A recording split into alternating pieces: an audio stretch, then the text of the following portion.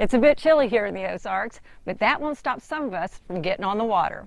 We're here at Kellysport Marine in Osage Beach, Missouri to chat with Captains Doug Beck and Bob May about ways you can stay warm and safe when you bundle up to go boating.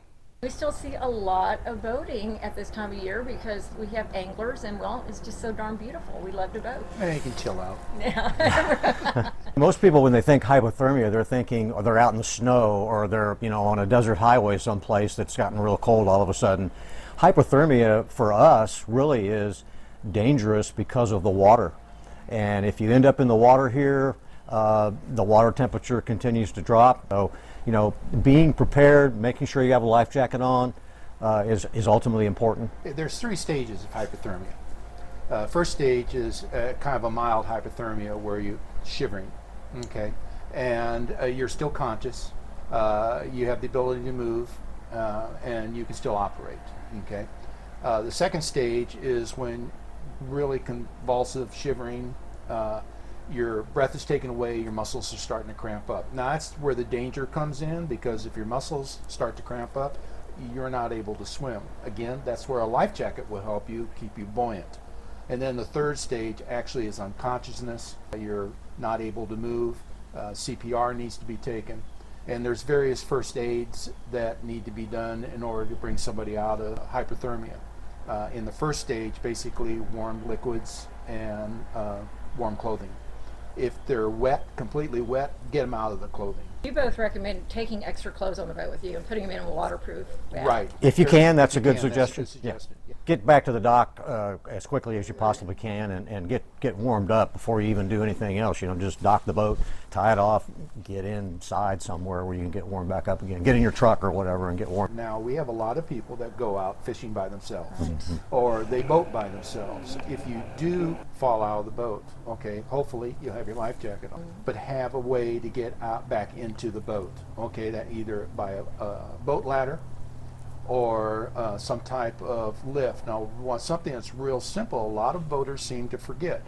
You have your outboard, okay? Right. And on the side of the outboard, there is a switch that will lift your lower unit up.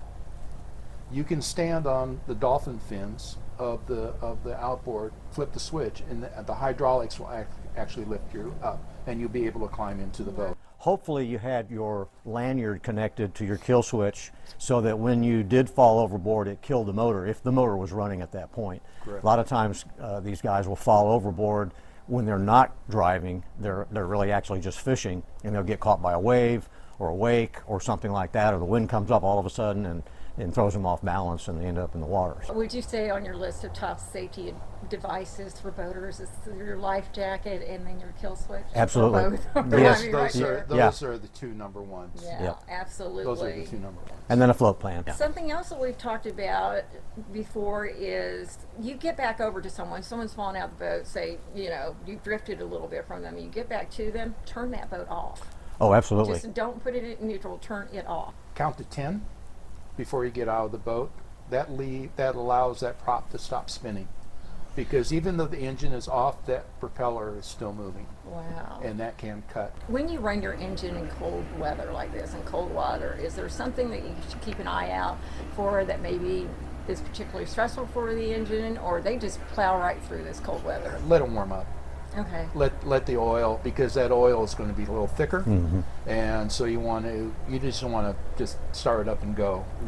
Get it warm, just like you would on your car. Wow, the things I didn't know, gentlemen. Are we missing anything?